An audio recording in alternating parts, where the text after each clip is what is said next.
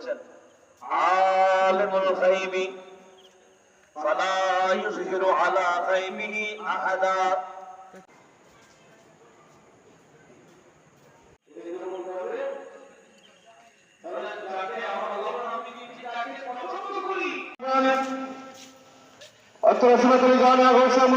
মাদ্রাসার সম্মানিত শেখুল হাদিস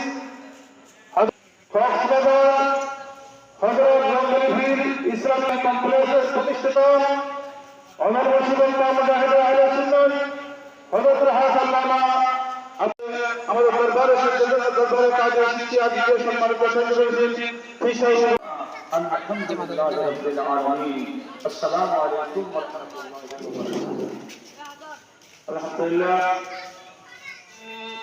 लम्बे चमकते कमर है सलाम दुनिया ওয়ালা তাউদুহুম ইযা মারদু। এরা একজনের এক এক আমল।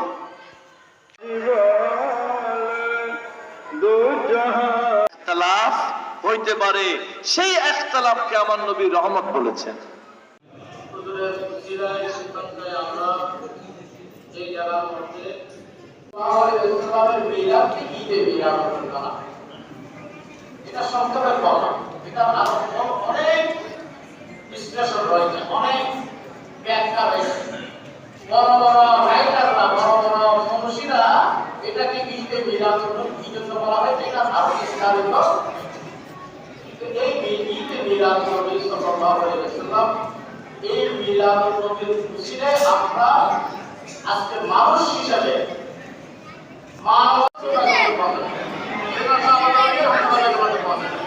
চট্টগ্রামের সমস্ত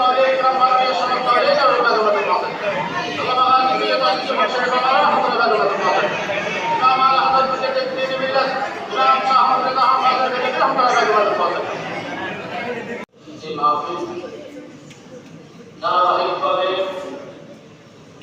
হুজুর গৌস জামান মুর্শিদে বরকত শেখুল মাসায়েখ